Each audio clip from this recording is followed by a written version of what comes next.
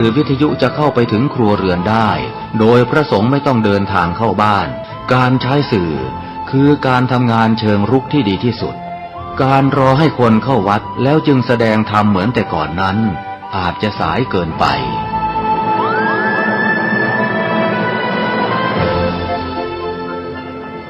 เราควรใช้สื่อนำธรรมะเข้าไปให้ถึงภายในบ้านโรงเรียนองค์กรต่างๆให้มากที่สุดการใช้สื่อจะทำให้ผ่อนแรงและประหยัดทั้งคนและเวลาเทศนาผ่านสื่อเพียงคนเดียวเสมือนเราเนรมิตนักเผยแผ่ได้เป็นหมื่นเป็นแสนนักเผยแผ่นั้นนอกจากอบรมตามหลักสูตรธรรมดาเพื่อให้ได้วุฒิบัตรรับรองแล้วพึงอบรมเรื่องการเทศนาการเขียนการค้นคว้าซึ่งอาจจะเป็นเรื่องเฉพาะตัวแต่ก็สามารถ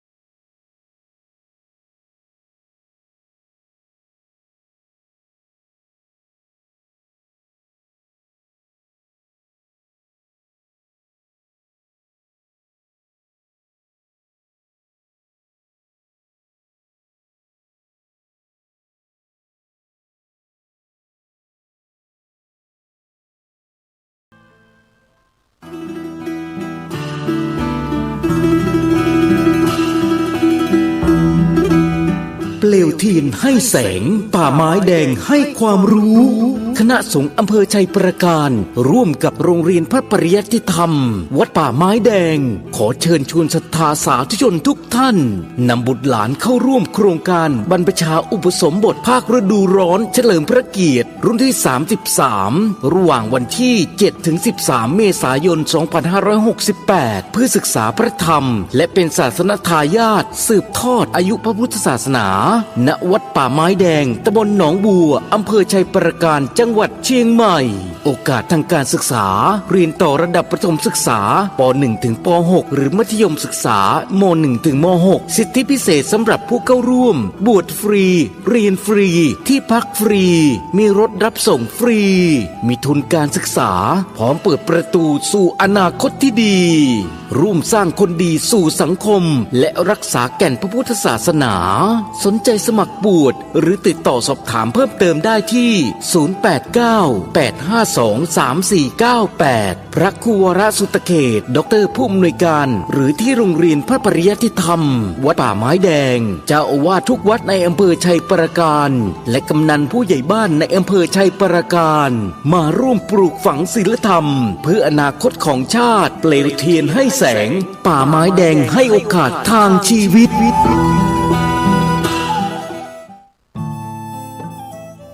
ท่านกำลังติดตามรับฟังสถานีวิทยุกระจายเสียงพระพุทธศาสนาแห่งชาติและสังคมคลื่นเพื่อการศึกษาพระพุทธศาสนาและวัฒนธรรมระบบ FM 104.5 เมกะเฮิรตซ์รายการต่อไปเป็นรายการคดีโลกคดีธรรม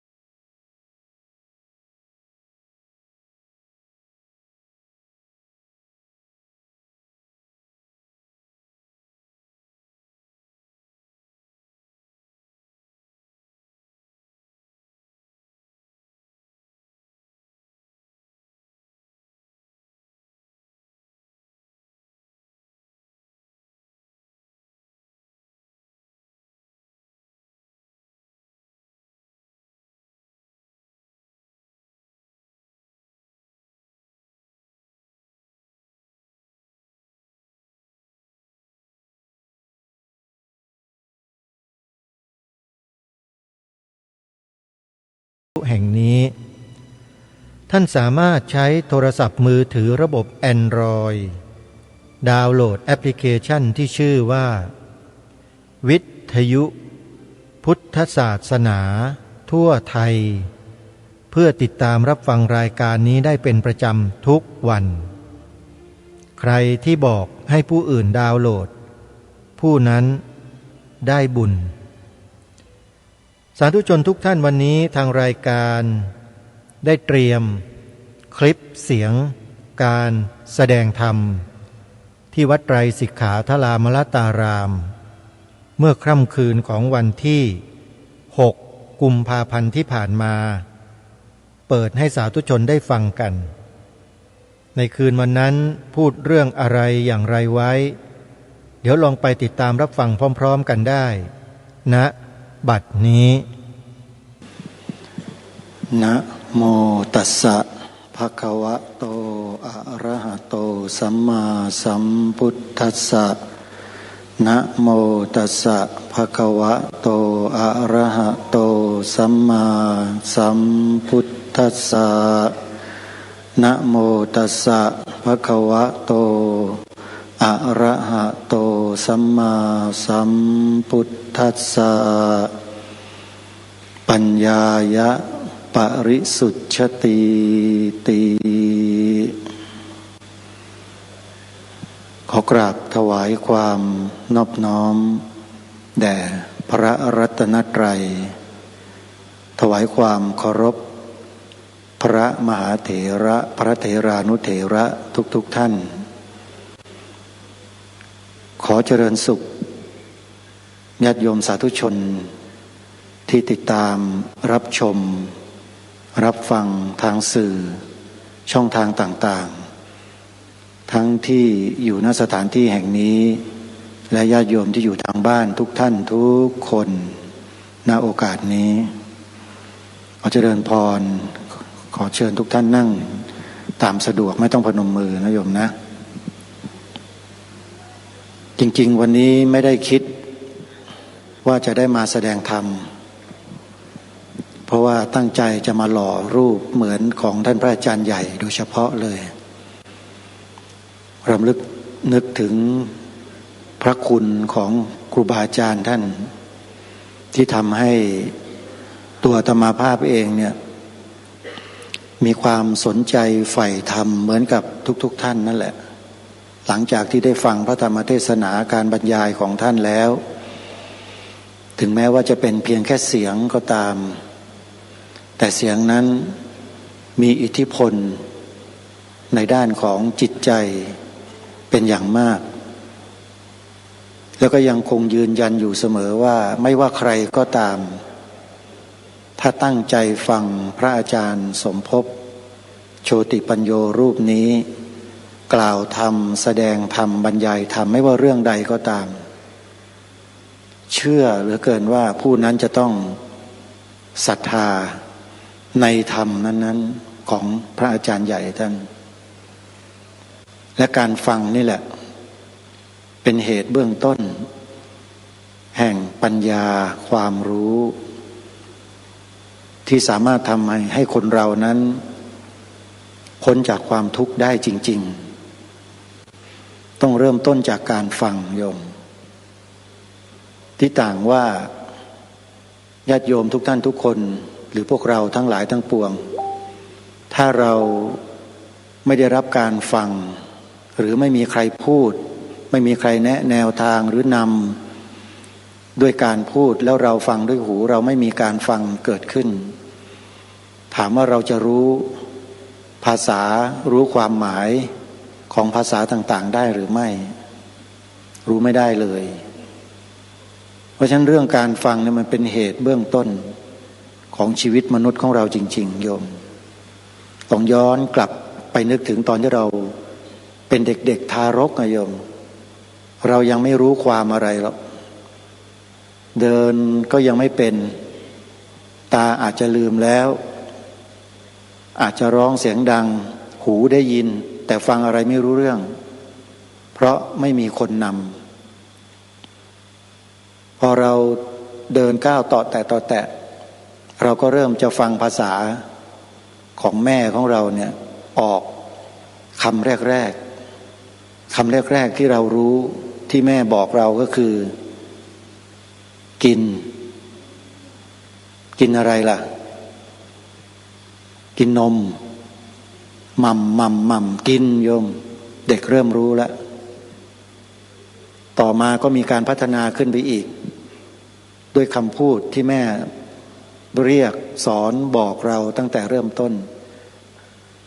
ที่หยิบยกกรณีนี้ขึ้นมาเนี่ยมันจะมาเชื่อมกับชีวิตของมนุษย์เราที่เติบโตขึ้นมาแล้วในปัจจุบันโยมที่เรารู้อะไรกันได้หลายๆเรื่องหลายๆเหตุการณ์ก็เพราะเรามีหูฟังกับสายตาที่ดูสองอย่างอันนี้เป็นเหตุสำคัญมากถ้าหูหนวกไม่ได้ยินถ้าตาบอดมองไม่เห็นเหตุที่จะทำให้เรารู้อะไรต่ออะไรก็หมดมันไม่มีอายตนะเขาเรียกเครื่องต่อมันเสียเพราะฉะนั้นอาตมาพูดในรายการอยู่เสมอว่าการฟังเนี่ยเป็นความจำเป็นอย่างยิ่งสำหรับมนุษย์เราที่จะรู้อะไรต่อมีอะไรหลายๆอย่างสังคมปัจจุบันนี้เครื่องมือสื่อสารเนี่ยทันสมัยและเข้าถึงทุกคนทีนี้สิ่งที่ถูกส่งเข้ามาในเครื่องมือเหล่านี้เครื่องมือสื่อสารก็พูดง่ายๆว่าโทรศัพท์มือถือวิทยุโทรทัศน์ของเราเนี่ยโยมมันมีความหลากหลายมากมายจนทำให้มนุษย์ในสังคมโลกใบนี้เนี่ยคล้อยตามสิ่งเหล่านั้นไปก็เยอะวันนี้ก็เลยขึ้นต้นในการบรรยายธรรมวันนี้ด้วยภาษาบาลีว่าปัญญายะปริสุทธติ แปลโดยอัดก็คือคนเราจะบริสุทธิ์ได้เนี่ยด้วยปัญญาอยู่ตรงไหนปัญญามีหน้าตาเป็นยังไงรูปร่างอย่างไรไม่มีตัวตนนะปัญญานี้ไม่มีตัวตนเป็นสภาวะที่ได้รับการพัฒนาให้เกิดมีขึ้นในใจของทุกคนปัญญานี้พัฒนาได้โยมเริ่มต้นจากการฟังที่พูดเมื่อสักครู่นี้แหละถ้าพวกเราเนี่ยที่นั่งอยู่ที่นี่ทั้งหมดถ้าเราไม่ได้ฟังธรรมบรรยายของพระอาจารย์สมภพโชติปัญโยนะมันจะมีวันนี้สำหรับพวกเราไหมมีไหมไม่มีใช่ไหมอันนี้เราต้องยอมรับในข้อแรกก่อนว่าเพราะเราได้ฟังและเราฟังธรรมทั่วๆไปจากใครเนี่ยเราก็ฟังเราก็รู้ก็เท่าที่นั้นน่ะแต่ว่าความตื่นรู้มันไม่เกิดแต่ฟังพระอาจารย์สมภพแล้วไม่ใช่รู้ธรรมดาตื่นรู้หมายความว่าไงมันรู้แล้วมันตื่นอยากจะรู้ต่ออยากจะรู้อีกอยากจะฟังอีกว่าพระอาจารย์ท่านพูดเรื่องอะไรต้องขอบคุณพระอาจารย์ชัยพรใช่ชื่อท่านไม่ค่อยคุ้นพระอาจารย์ชัยพรถ้าไม่มีพระอาจารย์ชัยพรถ้าไม่มีผู้พันที่เป็นลูกศิษย์สมัยที่อยู่กับพระอาจารย์ชัยพรได้ทำสื่อของพระอาจารย์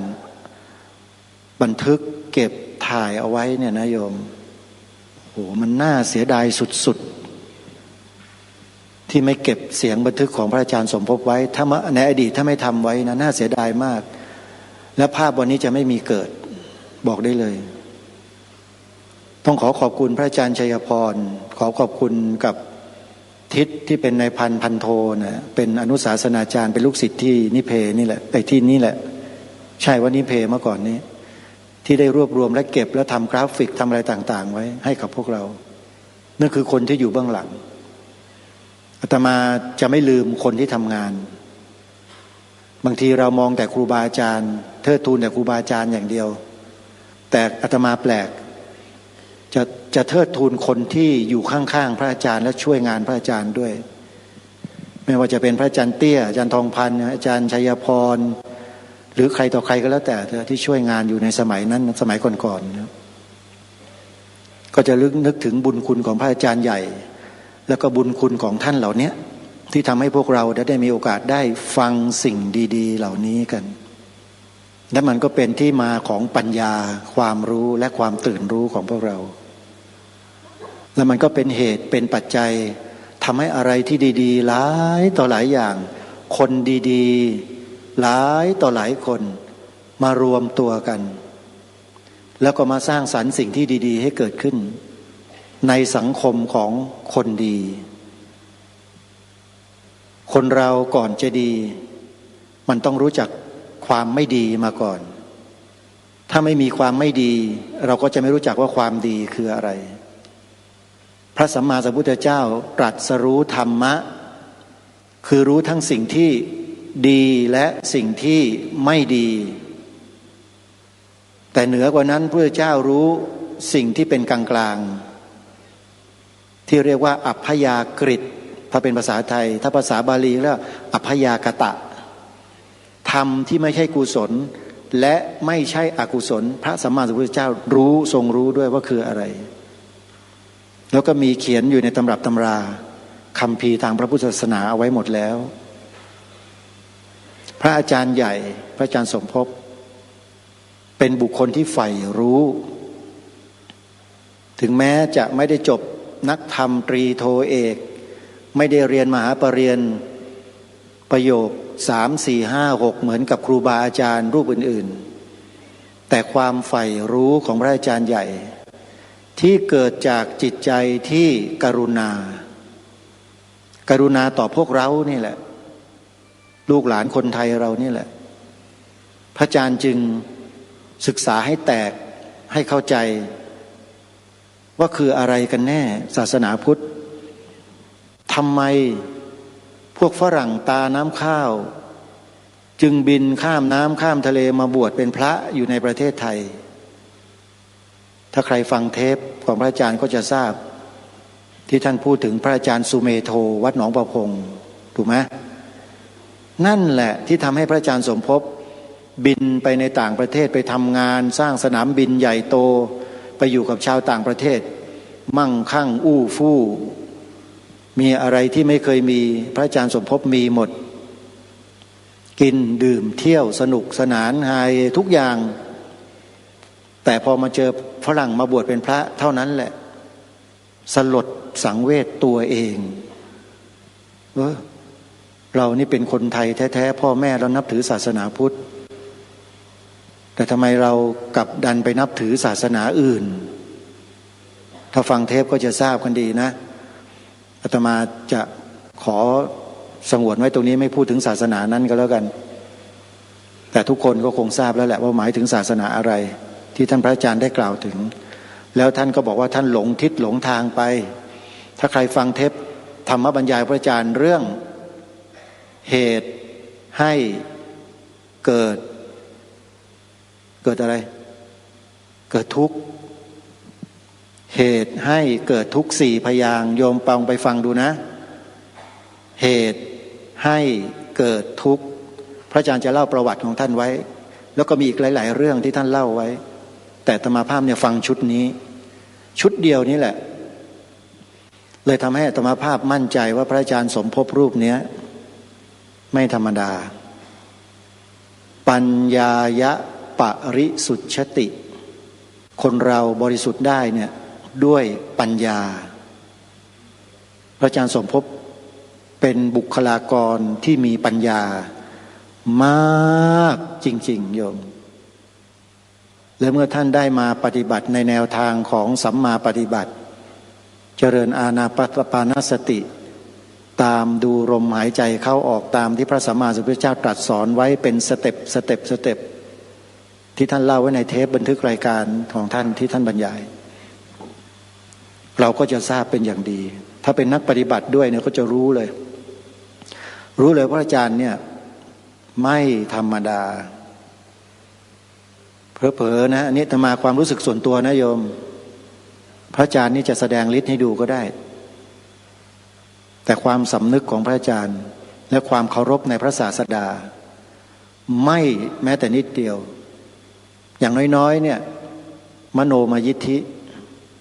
อ่านใจพวกเราเนี่ยออกหมดอะแต่ท่านไม่พูดไม่แสดงเพราะสำนึกเคารพในพระศาสดามีคารวะอย่างสูงยิ่งท่านไม่พูดท่านไม่แสดงแต่ท่านรู้ทำไมอาตมารู้ไม่ได้รู้ก็เรียนมาตำราพระไตรปิฎกเหมือนกันที่พระพุทธเจ้าได้ตรัสรู้นั่นแหละในนั้นในตำราก็บอกไว้หมดเลยเรื่องมโนมยิทธิ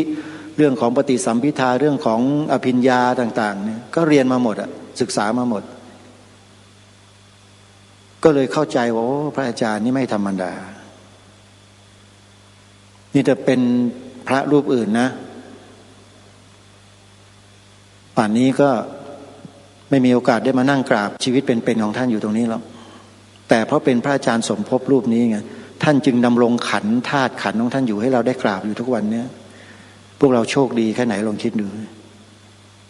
เอาสาธุให้ตัวเองดังๆหน่อยที่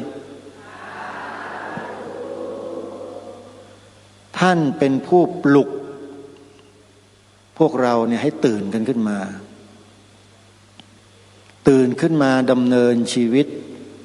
อยู่บนแนวทางของความไม่ประมาทพวกเรานี่ถือว่าเป็นคนที่ไม่ประมาทและความไม่ประมาทนี่แหละจะนำพาชีวิตของเราไปสู่ความอุดมสมบูรณ์พูนสุขทั้งทางโลกแล้วก็ทางธรรม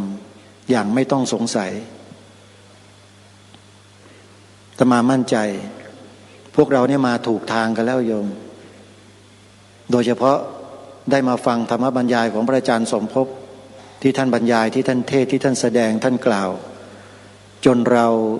นำมาต่อยอดด้วยการปฏิบัติด้วยตัวของเราเอง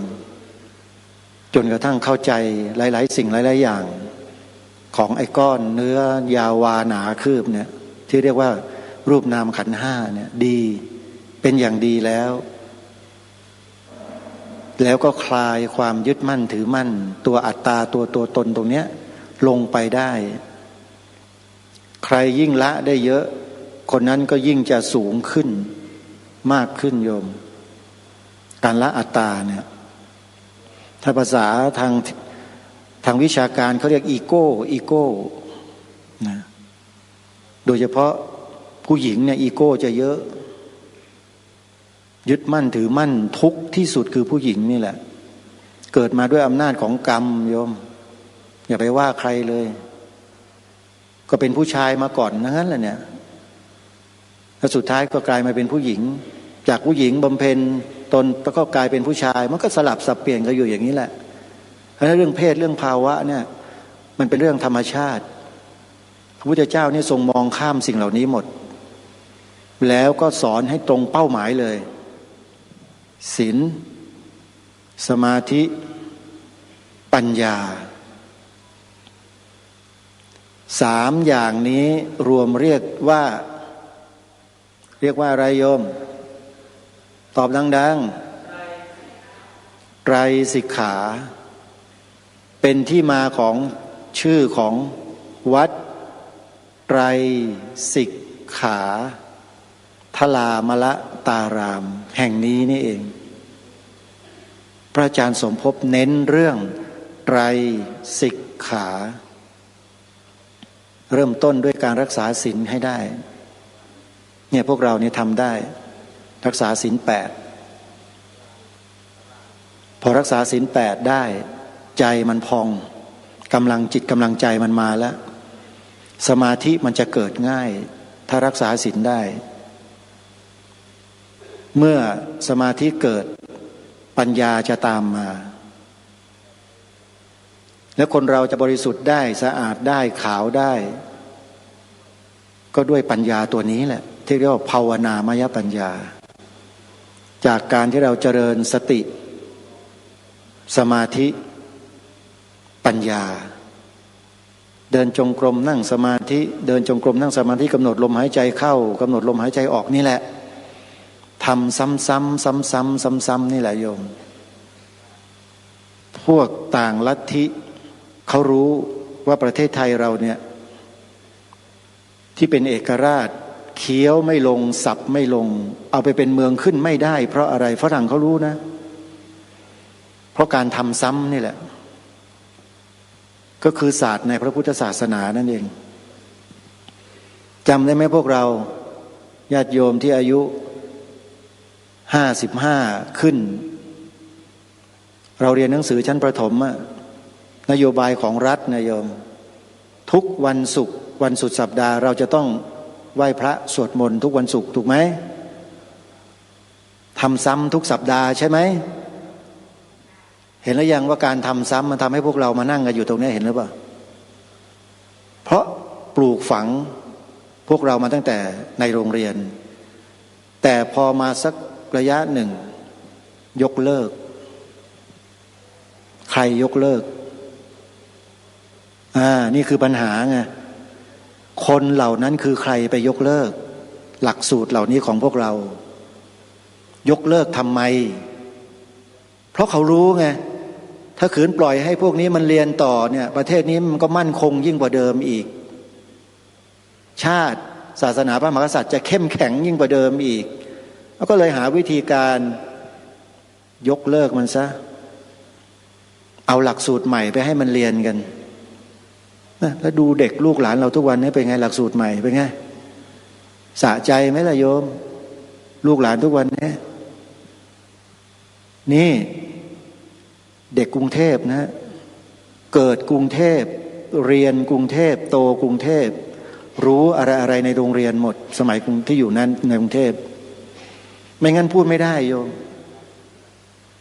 เป็นนักกีฬาของกรุงเทพไปแข่งกีฬาในสนามสุพัชราไสยถือธงประจำกทมเมืองหลวงเนี่ยเข้าสนามมีธงชาติธงกีฬาธงกทมเพราะเป็นกีฬาของโรงเรียนนักเรียนกทมธงกทมเป็นธงสีขาวโยมฟังให้ดีนะเป็นสัญลักษณ์ของเมืองหลวงของเราเป็นสีขาวอยู่มาผีหาซาตานที่ไหนก็ไม่รู้ไปทำให้สีขาวธงประจำเมืองหลวงของประเทศเปลี่ยนไปเป็นสีเขียวแล้วเขียวอะไรล่ะมันไม่ใช่เขียวอย่างที่เรารู้จักเขียวใบไม้เขียวใบตองไม่ใช่เขียวตะวันออกกลางนู่นพอพูดอย่างนี้หลายๆคนก็เริ่มมีความรู้สึกแล้วใช่ไหมเอาอีกแล้วพระรูปนี้เอาอีกแล้ว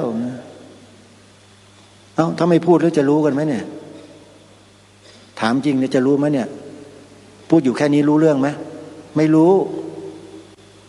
เพราะมันเกิดอะไรขึ้นกับบ้านนี้เมืองนี้ใช่ไหม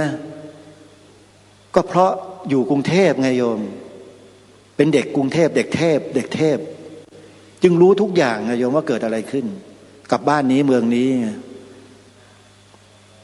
แต่เขาบอกไม่ให้พูดพระไม่ควรพูดการเมืองแต่เวลาการเมืองเล่นงานพระเล่นได้ใช่ไหมมันไม่สมเหตุไม่สมผลเลยถูกไหมโยมพระที่พูดเนี่ยพูดเพื่อให้การเมืองมันดีให้มีศีลมีธรรมในการเมืองดีไหมที่พระพูดแบบนี้ดีไหมโยมแล้วพระไปบอกให้ไปทำความชั่วที่ไหนเราไม่เคยมีหรอกพระรูปไหนไปเทศนักการเมืองทั้งหลายท่านทั้งหลายจงไปทำความชั่วกันเยอะๆหน่อยไม่มีพระรูปไหนไปสอนให้นักการเมืองทำความชั่วก็หรอกมีแต่อยากจะให้นักการเมืองเป็นคนดีทั้งนั้นแหละโยมแต่ทีนี้นักการเมืองบางประเภทพอฟังพระไปเทศแล้วไม่ชอบเพราะตัวเองก็ไม่เคยมีความดีอยู่เลยไงฮะ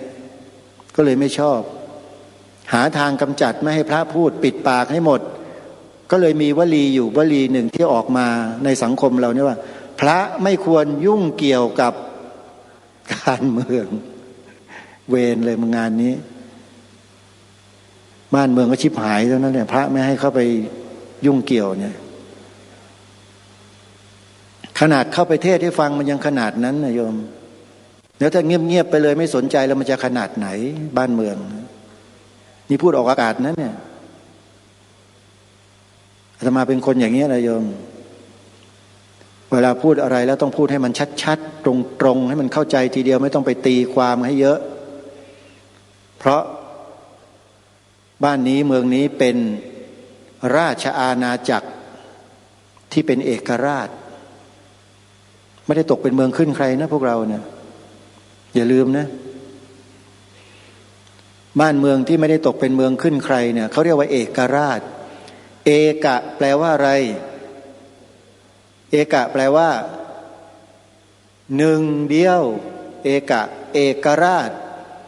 ราชะแปลว่าราชอาณาจักรหรือพระมหากษัตริย์ผู้เป็นองค์พระประมุขทรงปกครองแผ่นดินเป็นอิสระไม่ตกเป็นเมืองขึ้นของใครในโลกนี่คือความภาคภูมิใจที่ทุกคนต้องแสดงออกอาตมาภาพนี่ถือเรื่องนี้มากแล้วที่เป็นเอกราชนครเพราะอะไรเพราะอะไร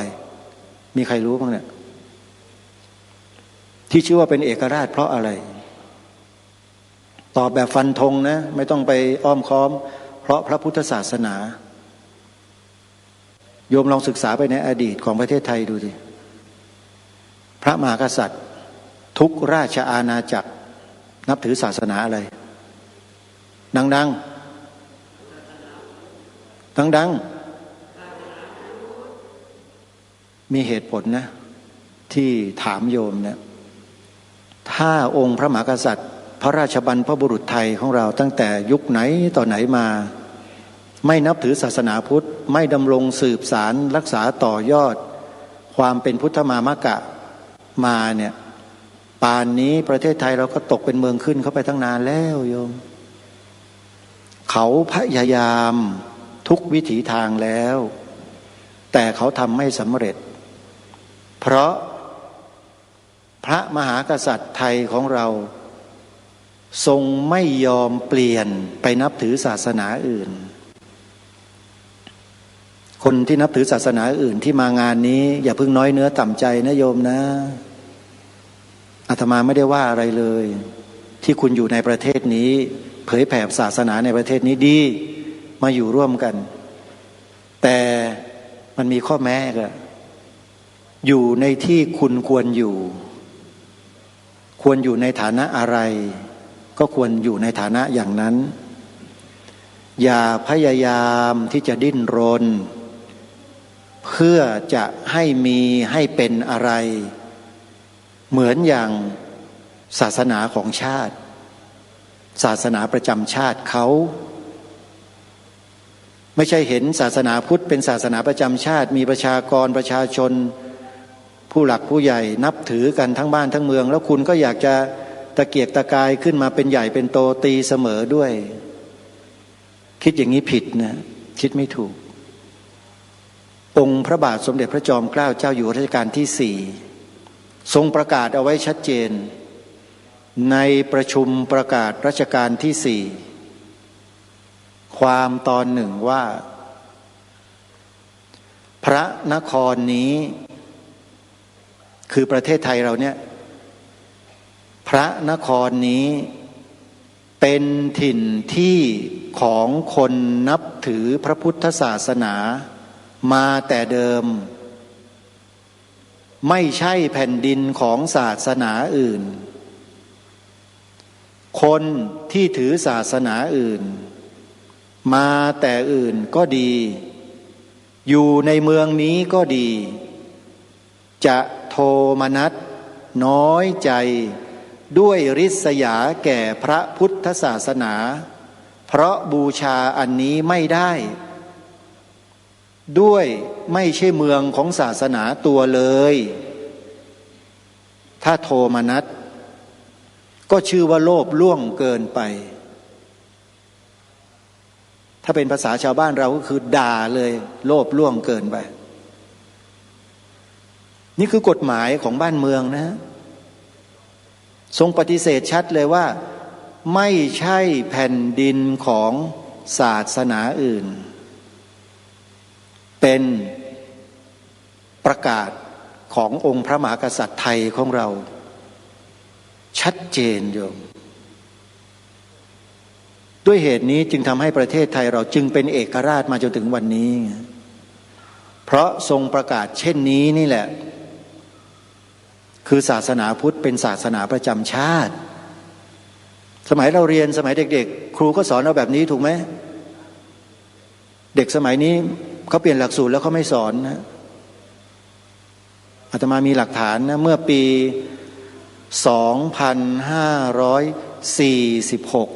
โยมฟังให้ดี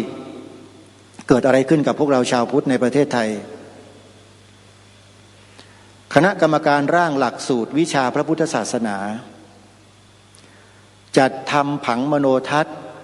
เพื่อเสนอต่อกรมวิชาการ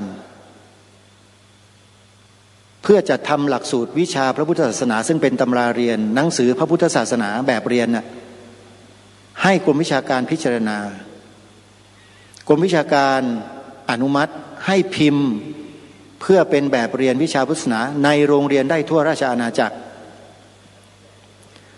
และในผังมโนทัศน์นั้นมีคำอยู่ประโยคนึงที่ผู้จัดทำหลักสูตรได้อัญเชิญมาใส่ไว้ในหนังสือพระพุทธศาสนาแบบเรียนพุทธศาสนาคือคำว่า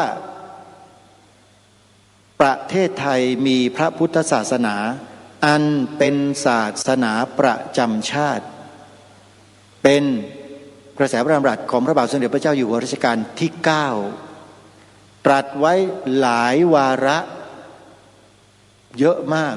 ก็อัญเชิญมาประโยคนี้ความตอนนี้เชิญมาใส่ไว้ในหนังสือเลยปรากฏว่าเดือนกุมภาพันธ์2 กุมภาพันธ์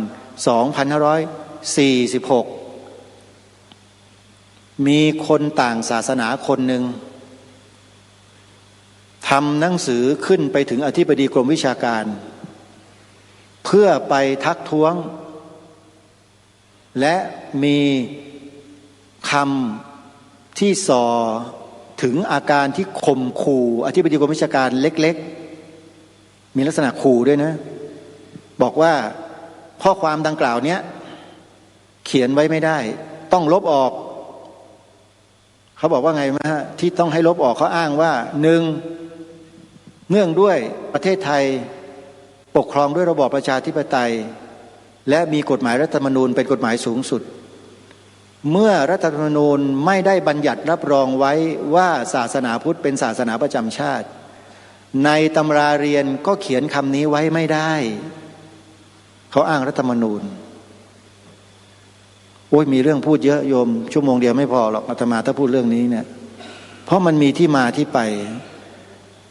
มันต้องปฏิปต่อเรื่องราวให้เห็นภาพให้ชัดและเราจะรู้เลยว่าคนพวกนี้เขาคิดจะทำอะไรกับประเทศไทยของเราจริงๆแล้วอาตมาภาพไม่อยากจะมาพูดเรื่องนี้ให้มากเพราะว่าเข้าใจญาติโยมว่ากำลังสมาธิกำลังจะมาเชียวแหมมาปลุกอีกแล้วตื่นเนี่ยสมาธิวิ่งหายหมดสักนิดนะโยมนะฮะถ้าเราไม่สนใจเรื่องพวกนี้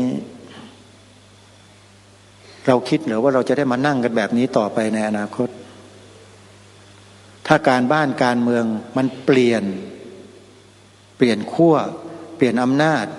เปลี่ยนทิศทางเปลี่ยนแนวคิดพระอาจารย์สมภพพูดเรื่องนี้ไว้เยอะมากในเทปบรรยายของท่านจริงไหมเนี่ยโยมพอออกเขาฟังไปนักฟังอยู่แล้วพูดไปเยอะโยมสุภาพสตรีอาจจะไม่ค่อยชอบเพราะไม่ใช่คอการเมืองแต่ถ้าสุภาพบุรุษนี่เขาคอการเมืองไงพอเขาฟังปุ๊บเขารู้เลยพระอาจารย์สมภพพูดถึงอะไรอาตมาก็ได้มาจากพระอาจารย์นั่นแหละที่ฟังนี่แหละโอ้ขนาดนี้เลยฟังแล้วเข้าใจเวลาเขาจะเปลี่ยนแปลงประเทศใดในโลกนี้นะ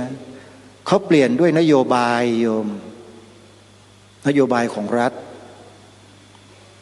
แล้วนโยบายนั้นจะต้องมุ่งไปที่ไหนก่อนการศึกษามันจึงเกิดการเปลี่ยนหลักสูตรการศึกษาชาติไงโยมนั่นแหละเขาต้องการเปลี่ยนแปลงประเทศไทยเปลี่ยนไปเป็นแบบไหนแบบที่เขาต้องการแต่ไม่ต้องการให้เป็นอย่างที่เป็นมาเขาจึงพยายามที่จะยกเลิก วัฒนธรรมประเพณีอัตลักษณ์สัญลักษณ์ของความเป็นไทยของเราเนี่ยมาอย่างต่อเนื่องอย่างที่ยกตัวอย่างเมื่อสักครู่ธงประจำกทมที่เป็นสีขาวซึ่งหมายถึงพระพุทธศาสนาเขาเปลี่ยนเป็นสีเขียวเขียวซาอุดิอาระเบียเนี่ยศาสนาอะไรโยมฮะโยมพูดเองนะอาตมาไม่ได้พูดก็มันชัดอยู่แล้วถูกไหมแล้วเข้าใจหรือยังว่ามันคืออะไรเข้าใจหรือยังเขาเปลี่ยนสัญลักษณ์ก่อนแล้วอาตมาก็มาเจอหลักฐานอีกอันหนึ่งอันนี้โอ้โหเล่นหน่วยงานใหญ่ของรัฐเลยทำเองด้วยหนังสือคู่มือธงไตรรงค์จัดพิมพ์ออกมาเผยแพร่ไปตามโรงเรียนต่างๆทั่วประเทศพร้อมกับส่งบุคลากรไปบรรยายไปจัดบอร์ดนิทรรศการให้นักเรียนอ่านดูทุกโรงเรียนทั่วประเทศปี 2553 มีคนที่อยู่ในหน่วยงานดังกล่าวเนี่ยเขาดูทีวีอาตมาจัดรายการโทรทัศน์เขาว่าสถานีโทรทัศน์ช่องนี้เขาพูดเรื่องชาติศาสนาพระมหากษัตริย์ความมั่นคงเขาหยิบหนังสือชุดนี้มาให้อาตมาถึงสถานีโทรทัศน์เลยพอเห็นเท่านั้นแหละโยมเอาแล้วงานนี้เข้าซะแล้วงานเข้างานใหญ่ด้วยเพราะหน่วยงานนี้อยู่ในสำนักนายกรัฐมนตรีด้วยใหญ่ไหมใหญ่แค่ไหนก็เล็กกว่าโรงเอามีใครใหญ่กว่าโรงมั้งมีไหมมาหน่อยสิมีใครใหญ่กว่าโรงก็คือมีใครไม่ตายมั้งอาตมาตายได้แต่บ้านเมืองตายไม่ได้ชาติศาสนาพระมหากษัตริย์ตายไม่ได้โยมจะต้องช่วยกันรักษาปกป้องให้สุดชีวิตนี่มันเป็นหน้าที่ของเรานะเป็นหน้าที่ตามกฎหมายรัฐธรรมนูญด้วยนะไปเปิดดูจะบอกให้มาตรา50วงเล็บ1ปวงชนชาวไทยมีหน้าที่พิทักษ์รักษาไว้ซึ่งชาติศาสนาพระมหากษัตริย์อาตมาทำหน้าที่ของอาตมาตามรัฐธรรมนูญนะแล้วก็ไม่ได้ผิดพระธรรมวินัยด้วยเพราะไม่ได้ไปด่านักการเมืองใช่ไหมฮะไม่ได้ไปกล่าวหาเขาแต่เราพูดถึงพฤติกรรมของเขาที่ทำไม่ถูกต้องเพราะมันจะส่งผลร้ายต่อความมั่นคงของประเทศในอนาคตหมดรุ่นเราไปแล้วเนี่ยรุ่นเด็กๆเนี่ยเด็กเยาวชนลูกหลานเราเป็นไงล่ะดูสิวันหนึ่งเขาทำอะไรกันนะสมองเขาไม่ได้คิดเรื่องพวกนี้เลยโยมทำเป็นเล่นไปนะโยมในเรื่องใหญ่นะแล้วมันเป็นทุกครัวเรือนเลยจะทำยังไงพามาเดินธุดงค์กับพระอาจารย์จรัญดีไหมโยมออกกันสักรอบหนึ่งลูกหลานเราเนี่ยพาพ่อแม่มาด้วยรับรองได้นะหลุดหมดเลยพวกเนี้ยมันต้องอย่างนี้โยมหมดเวลาอย่างพระอาจารย์บอกด้วยนะผมเพลินแล้วสิ่งที่พูดเมื่อกี้ยังไม่จบหลักฐานที่มาพบล่าสุดปี2553เขาทำกันในสำนักนายกนี่แหละเป็นหน่วยงานที่อยู่ในสำนักนายกนี่ผมพูดออกอากาศนะครับรัฐบาลฟังด้วยรัฐบาลเนี่ยอุ้งอิงเนี่ยฟังด้วยนะเขาไปทำกันในสำนักนายกเป็นหน่วยงานที่ชื่อว่าสำนักงานเสริมสร้างเอกลักษณ์ของชาติสำนักปลัดสำนักนายกรัฐมนตรีจำหน้าอาตมาไว้นะสำนักปลัดไม่ใช่ท้านะโยมแต่คุณทำไม่ถูกต้องคุณไปบิดเบือนสีขาวธงชาติได้ยังไงอยู่ในหนังสือคู่มือธงไตรรงค์ธรรมรงค์ไทยหน้า3คุณไปเปิดดูกันมั่งคุณไปอ้างพระนามของรัชกาลที่6แล้วคุณไปเขียนบิดเบือนของพระองค์ท่านหมดเลยคุณไม่ได้อัญเชิญของท่านมาแม้แต่คำเดียวประโยคเดียวก็ไม่มีเขาไปเขียนไว้ว่าไงหรือไม่โยมเอาเฉพาะสีขาวนะสีขาวหมายถึงศาสนาในวงเล็บ มิได้เน้นว่าศาสนาใดโดยเฉพาะแต่ไม่ได้เน้นว่าศาสนาใดโดยเฉพาะหน่วยงานของรัฐทำแบบนี้หมายความว่ายังไง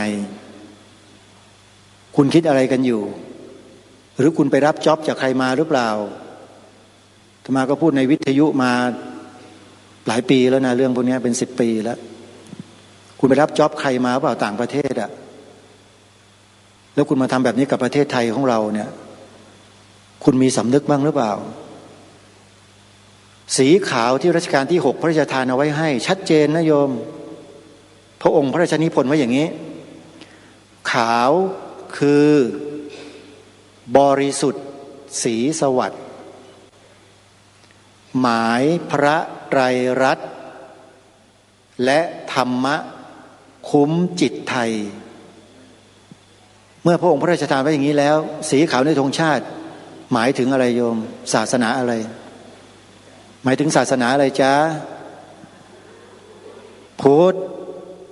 พระไตรรัตน์ก็คือพระรัตนตรัยนั่นเองโยมเห็นไหมแล้วคุณไปเขียนไว้ได้ยังไงว่ามิได้เน้นศาสนาใดโดยเฉพาะแปลว่าคุณมีความพยายามที่จะบิดเบือนความจริงในข้อนี้ของพระองค์ท่านใช่หรือไม่ถ้าอาตมาพูดผิดหรือพูดไม่ถูกต้องหรืออะไรก็แล้วแต่โยมช่วยกรุณามาหาอาตมาที่วัดหน่อยนะจะได้เอาหลักฐานให้โยมดูชัดๆนะฮะเพราะอาตมานี่รู้สึกว่าอึดอัดใจกับพวกคุณเหลือเกินที่คุณเข้ามาบริหารกิจการบ้านเมืองแล้วคุณมาทำอะไรกันแบบนี้นี่พูดเพราะแล้วนะเนี่ยถ้าเป็นรายการคดีโลกคดีธรรมนี่หนักกว่านี้นะแต่เดี๋ยวนี้ไม่พูดหนักแล้วล่ะโยมเพราะว่าเกรงใจเขาเดี๋ยวเขาจะอึดอัดทำงานกันไม่ค่อยได้เรื่องนี้เป็นเรื่องคอขาดบาดตายของความมั่นคงของประเทศและเป็นเรื่องของการทำรงรักษาไว้ซึ่งเอกราชของชาติไทยของเราและพระพุทธศาสนานั่นคือหัวใจของประเทศหัวใจนะฮะแล้วถ้าเกิดหัวใจตีบหัวใจหยุดเต้นนะประเทศไทยเป็นยังไงล่ะยังคงเป็นประเทศไทยอย่างทุกวันนี้หรือเปล่ายังไม่ได้เปิดโอกาสให้ถามแป๊บหนึ่งใจร้อนแปลว่ามีเรื่องดีสักครู่นะเดี๋ยวเปิดให้ถามเหลือเวลาอีก15 นาทีพอหนังสือเล่มนี้เขียนบิดเบือนออกมามีคนนำมาให้ที่สถานีโทรทัศน์วันนั้นอาตมาก็ออกทีวีวันนั้นเลยและจังหวะพอดีเลยโยมหัวหน้าส่วนป้องกันประเทศของวิทยาลัยป้องกันราชอาณาจักรมาออกรายการกับอาตมาเป็นนายทหารระดับพลเอกเลยโชว์ให้ท่านดูที่หน้าจอด้วยปรากฏว่าพอท่านเห็นท่านก็รับไม่ได้เห็นไหมท่านรับไม่ได้พอวันรุ่งขึ้นทำหนังสือในนามของส่วนงานท่านไปยังสำนักนายกบอกให้แก้ไขนะทำอย่างนี้ไม่ได้นะเขาก็แก้ไขเหมือนกันแต่แก้แบบไหนรู้ไหมโยมแก้ดีมากเลยแก้แบบรูปหน้าปะจมูกรู้จักไหมฮะลองรูปหน้าตัวเองดูสิแล้วก็ปะจมูกดูได้เป็นยังไงโยมไปดูเอานะว่าคำนี้หมายถึงอะไรไม่ได้แก้หรอกโยมเพียงแค่เอาคำในวงเล็บเอาออกไปแล้วพิมพ์เพิ่มอีก 20,000 เล่มแล้วก็แจกต่อเข้าไปอีกก็แปลว่าคุณก็ยังบิดเบือนอยู่ทำไมคุณไม่อัญเชิญพระราชนิพนธ์ของพระองค์ท่านมาให้หมดพระราชนิพนธ์ความหมายธงไตรรงค์3 สีที่พระองค์พระราชทานไว้นะโยมอาตมาอยากให้ทุกคนเนี่ยจำไว้สอนลูกหลานและพวกเราก็ต้องท่องจำให้ได้ด้วยขอร่ำรำพันบรรยายความคิดเครื่องหมายแห่งสีทั้ง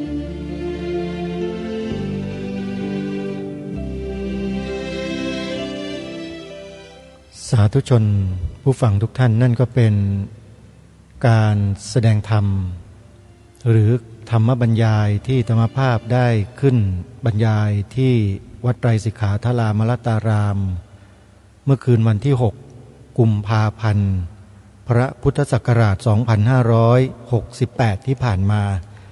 เวลาของรายการหมดท่านผู้ฟังก็คงจะไม่ได้สรุปอะไรตรงนี้ทุกท่านฟังมาแล้วก็คงจะเข้าใจเป็นอย่างดีว่าอะไรเกิดขึ้นกับประเทศไทยของเราแล้วเราจะช่วยกันได้อย่างไรวันนี้ขอสมมติยุติรายการไว้เพียงเท่านี้พบกับรายการได้ใหม่ในวันต่อไปขอความสุขสวัสดีจงมีแด่ท่านผู้ฟังทุกท่านทุกคนเทินขอเจริญพรกล้าคิดก็ต้องกล้าทำอย่ากลัวถ้าทำความดีเร่งศึกษาปัญหาให้ทันท่วงทีเมืองไทยจะพัฒนากว่านี้รายการดีๆคดีโลกคดีธรรมขอรำพันบรรยายความคิดเครื่องไม้แห่งสีทั้งสามงามถนัดขาวคือบริสุทธิ์สีสวัสดิ์หมายพระไตรรัตน์และธรรมะคุ้มจิตไทย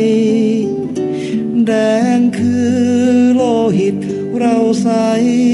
ซึ่งยอมสละได้เพื่อรักษาชาติศาสนาน้ำเงินคือสีโสภาอันจอมประชาถ้าโปรดเป็นของส่วนองค์จัดริ้ว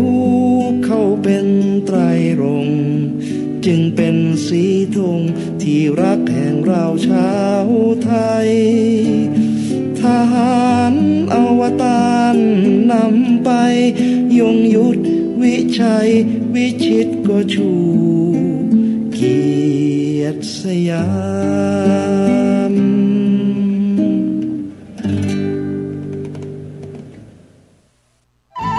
ที่จบไปแล้วนั้นเป็นรายการคดีโลกคดีธรรมดำเนินรายการโดยพระครูปลัดณรงค์ฤทธิ์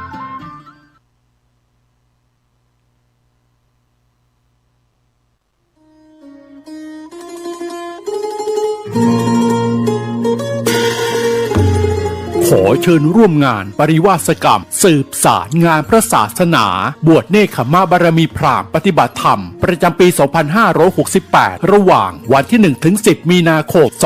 2568 ณ สำนักวิปัสสนาปฏิบัติบูชาพระพุทธบาท4 รอยหลวงปู่ทองสิริมังคโลตำบลสลวงอำเภอแม่ริมจังหวัดเชียงใหม่ขอเชิญทุกท่านร่วมเป็นเจ้าภาพถวายภัตตาหารวันละ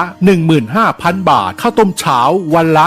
1,500 บาทน้ำปานะวันละ 1,000 บาทหรือตามกำลังศรัทธามีพระสงฆ์เข้าร่วมปริวาสกรรมในครั้งนี้จำนวน100 รูปและขอเชิญทุกท่านร่วมทอดผ้าป่าสามัคคีและร่วมพิธีสืบชะตาหลวงในวันอังคารที่ 11 มีนาคม 2568 วัตถุประสงค์เพื่อสร้างศาลาปฏิบัติธรรมบำเพ็ญบุญและหล่อองค์ทองเหลืองพระนางจามเทวีพระสุพรรณกัลยาสมเด็จพระนเรศวรมหาราชสมเด็จพระเอกาทศรสสมเด็จพระเจ้าตากสินมหาราชปางสมาธิหน้าตัก36 นิ้วสูง41 นิ้วและขอเชิญร่วมเป็นเจ้าภาพเททองเหลืององค์ละ 250,000 บาทพร้อมฐานที่ประทับหรือตามกำลังศรัทธากำหนดงานเวลา 9 นาฬิกาพิธีสืบชะตาหลวงเวลา 10 นาฬิกา 39 นาทีพิธีทอดผ้าป่าสามัคคีโอกาสนี้จึงขอเรียนเชิญทุกท่านร่วมทำบุญตามกำลังศรัทธาสร้างเสริมบารมีกายดีจิตใจแจ่มใสเป็นมงคลชีวิตผ่านบัญชีธนาคารกรุงไทยสาขาโลตัสแม่แตงชื่อบัญชีพระกิตินัทพรพิชิตวัฒนากิจและนางสาวสุวรินทร์อินสวรรค์แม่ชีและนายณรงค์ศรีทิพันธ์เอกเลขที่บัญชี 8760648481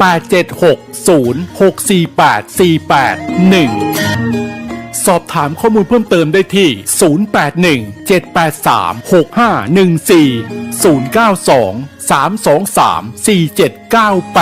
092-323-4798 อย่าลืมวันที่ 1-11 มีนาคม 2568 เชิญร่วมงานปริวาสกรรมและทำบุญทอดผ้าป่าสามัคคีณสำนักวิปัสสนาปฏิบัติบูชาพระพุทธบาท400หลวงปู่ทองสิริมังคโลตำบลสลวงอำเภอแม่ริมจังหวัดเชียงใหม่